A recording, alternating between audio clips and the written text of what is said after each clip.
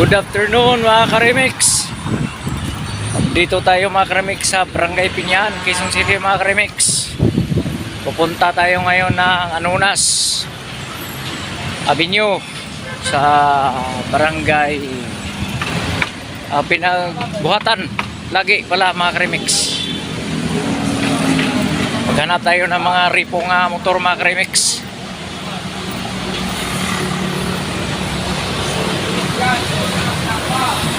Maaari pong motor ang hanapin natin ngayon mga Karimix.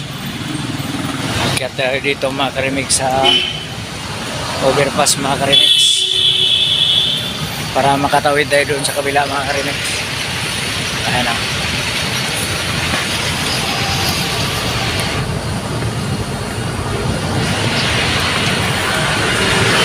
Mga Karimix, meron nang hingi sa akin ng piso-piso mga Karimix, pero hindi ko sa binigyan mga Karimix. Ano, wala akong barya mga Karimix. Buo yung pira ko mga Karimix. Wala akong barya.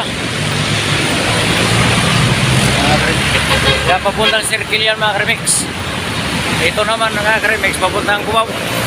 Yan, Cubao yan.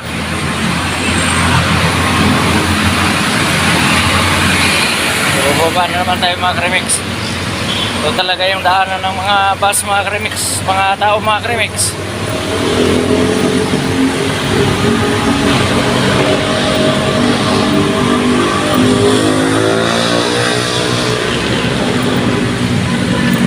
May chicks mga Karimix.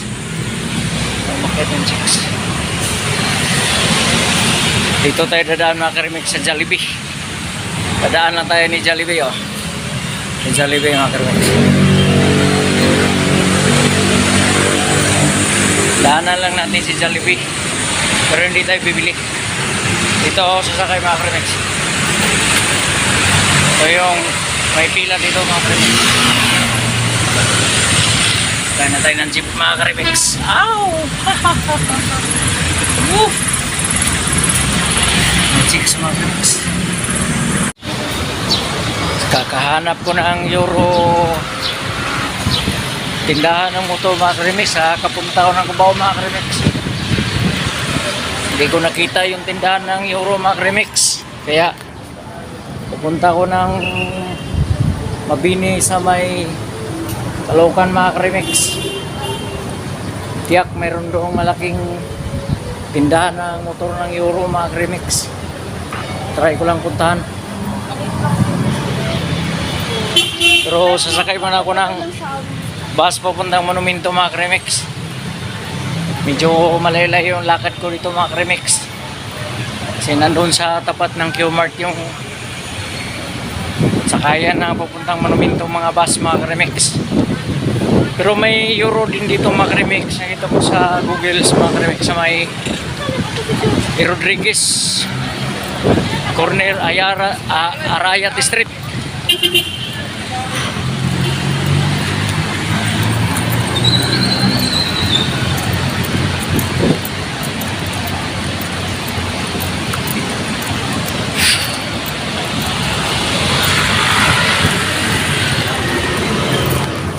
Dadaan na naman tayo sa McDo mga Karimix. Dadaan lang tayo sa McDo. Hindi tayo bibili. Mga Karimix. Ito to sa likod ng Mega Mall mga Karimix. Alimall mga Karimix.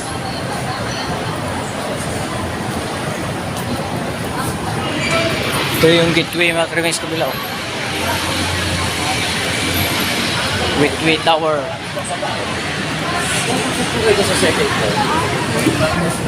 May mga gandang chika beach ito mga Karimix.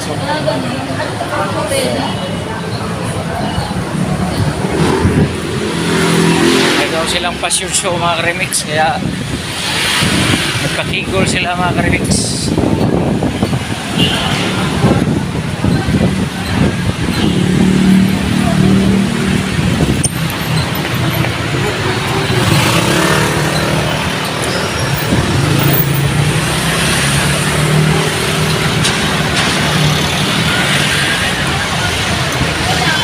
Dito tayo sasakay sa bila mga Karimix.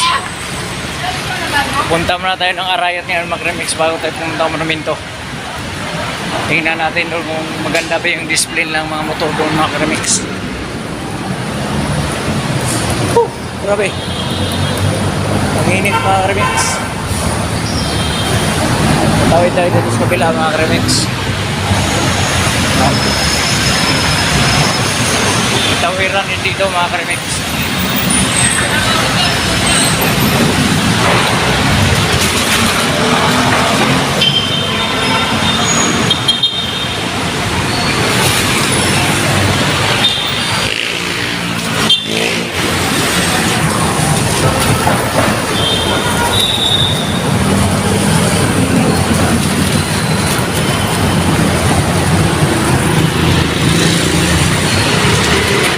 Ito. Parang hindi tao ah. Papunta tayo ng Gamayan lagi sa may St. Luke's kay Rodriguez mga ka-remix. Papawis tayo ngayon mga ka-remix. Lalaro tayo ng basketball para bumalik ang mga energetic ng katawan natin mga ka-remix. Sa edad natin na medyo tumatanda-tanda na, kailangan sinirado na naman mga ka-remix ang daan dito. Diretso tayo kuya. Doon sa may ano, yung pangalan yun. Diyan lang yun, pinapaliko lang tayo dyan. Sinirado yung Tomas Morato mga ka-remix. Siguro mayroong ano yun, mayroong event na naman yung Jollibee o di kaya si Mang Inasal, Chowking. Ganun talaga dito mga event. Kaya paliko tayo dito mga ka-remix. Ito mga ka-remix, Timog ito, Timog Avenue. So isa naman Tuason Street yan kuya no? Scout Tuason, yung mga pangalan dito mga ka-remix, yung mga Boy Scout yan dati na bagsak yung helicopter ba yun kuya? Bumagsak dyan sa kaya tinawag ng scout. Oo, puro mga scout, mga bata mga ka-remix, Boy Scout. Ngayon lahat ng mga street dito, mga pangalan niya, mga pangalan sa mga bata na namatay dahil sa pagkalaglag sa aeroplano. Ngayon mayroon naman sirong event doon o anong mayroon doon, kaya sinirado ng mga barangay tanod sa mga police, mga city ordinance yan siguro mga ka-remix. So siniselebrate na naman nila siguro ngayon ang ano, araw na pagkabagsak sa aeroplano, sa helicopter mga ka-remix. Ayun mga ka-remix, punta na tayo ng St. Luke's ito mga ka-remix. Pero marami pang daan dito mga ka-remix na bago makarating ng St. Luke's.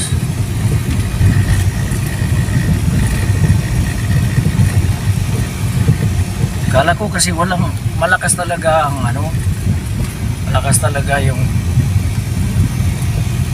ulan kagabi, kaya sabi ko hindi ko nag-ready kaagad. Ano pala eh, ang ulan. Sarado lang to. Oh, diretso na tayo dyan. Doon din ang labas to. Doon na dire ano na itong labas nito. Oo. Doon na sa may malapit na sa ano, Oh, sa likod na St. Luke's siguro ang labas ito. sa likod. Sa likod. sa Tomas Morato pa rin siguro. Hindi na. Doon na mismo. Doon na mismo ang labas nito. Doon sa Erod na. Oo. Kaya may mga barangay tano dito, mga city ordinance yung nagbabantay dito. Malaking evento kasi mga malaking evento. sirado yung mga kuan, mga daan. Kasi lahat hindi ka makapasok ng ano, Tomas eh. Oo. Oo. Wala naman sila yatang advice na naman na magsarado. Dapat may ano sila diyan sa mga karsada. Oo nga.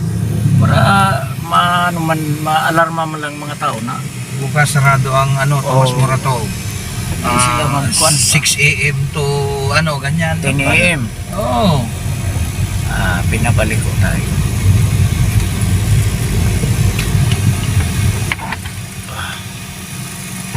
Tomas Morato din pala ang daan. Kasi ano to, Don Rossi sabi nyo. Tapos liko tayo ng Tomas Morato naman. Kanan. Tapos Rodriguez, St. Luke's na.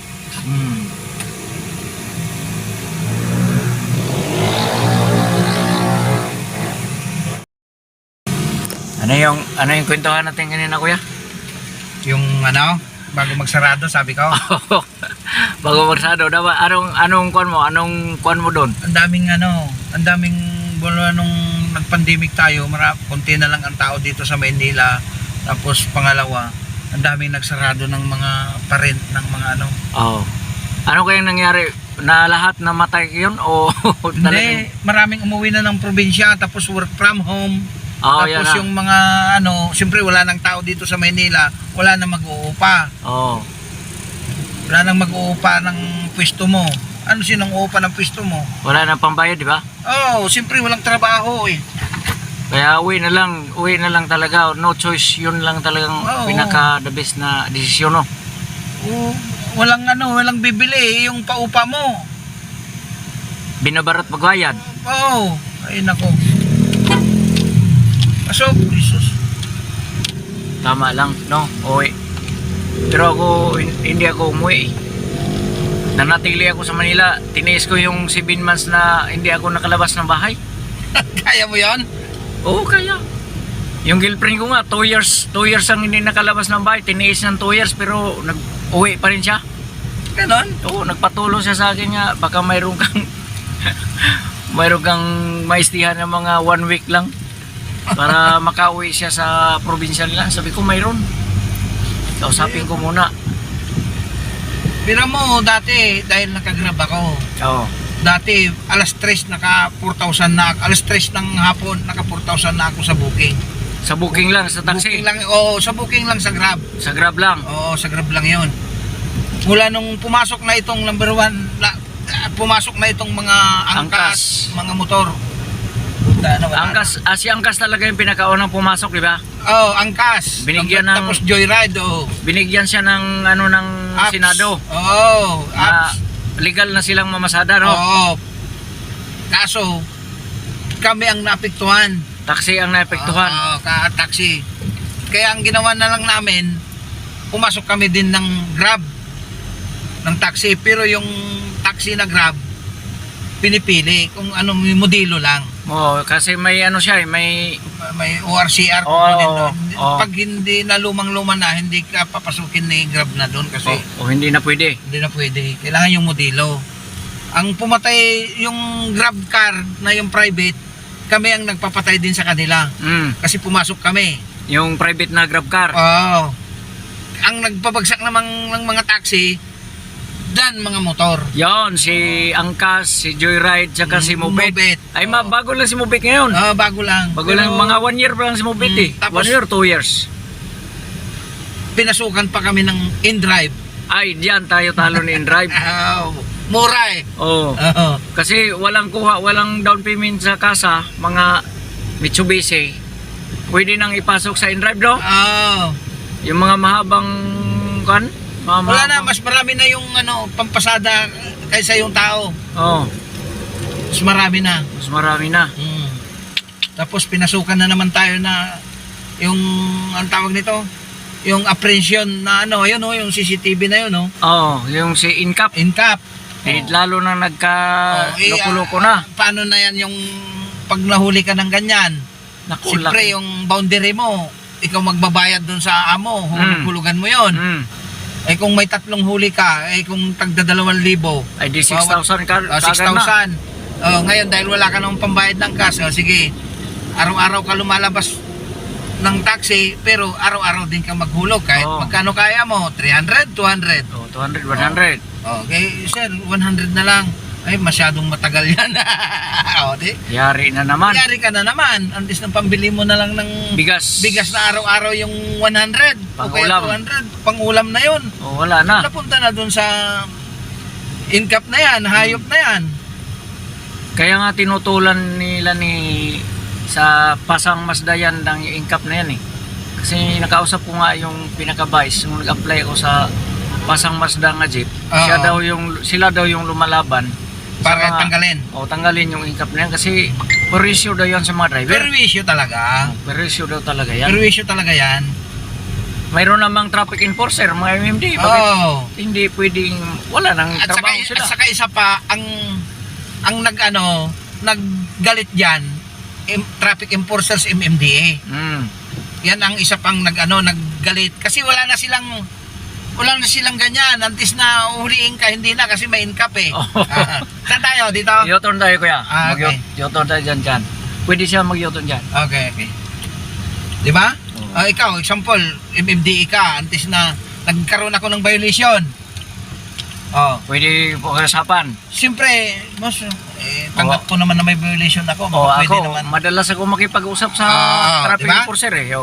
Di, siyempre, para Kasi- hindi ako maabala at saka Oo. makukuha lang kita ng kahit 200, 300, okay na, di ba? Okay na, kasi may natira pa sa akin mga 100, 200, 300. Di, kaysa yung mahuli ka ng 2,000 eh.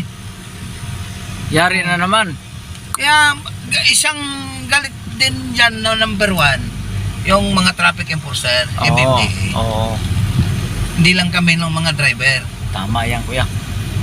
Dapat talaga tutulan yung incap na yan. Tanggalin yan. Oo. Kasi, dyan sila kumukuha kasi yung mga pampasahod ng ng mga senador eh. Pero Oo. talaga sa mga driver ang incap Oo. na yan. Mula katapos ng eleksyon, binanat nila ng incap. Mm. Sa libo-libo ang nahuhuli ng incap na yan sa araw-araw. Malamang. Oo. Sa buong Metro Manila. Buong Metro Manila. O di parang tayo na nagpapasahod sa kanila. Malamang kuya. Totoo yan.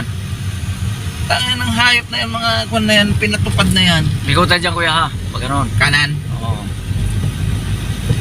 Yan. Yan tayo. Dapat tanggalin ng mga senador na yan para ano. Ewan ko sinong nagpalagay ng mga incap na yan dyan. Tangin na yan. Tinanggal na yan dati. Binalik na naman. Manalik na naman. Kasi nagagalit nga dahil hindi pumapasok sa mga gobyerno. Malaking purisyo talaga. Oo. Ngayon, pumasok na gobyerno yung pera na yan. O, di tuloy. Malamang kuya. Ganun talaga ang mangyayari. Permission na yan. O, tangin na yan. Diyan lang tayo sa kanto para makamaniobra ka. Okay. Kasi kung di ka sa kanto, wala mang maniobrahan yan. Sa likod ng tricycle yan may kanto. Pero dito lang tayo. Okay. Para makakanan na ako, ano. Kaya mga ka-remix, bago tayong players ito may remix, karon basa lang yung court mga ka-remix. Kailan maglinis pa tayo ngayon. Operation linis to ngayon mga ka-remix. Walis-walis ng tani para makapaglaro tayong basketball. Ano? Basa-basa talaga kunti mga ka-remix. Walis-walisan natin to ngayon mga ka-remix. Si Sos, naglakad lang si Sos.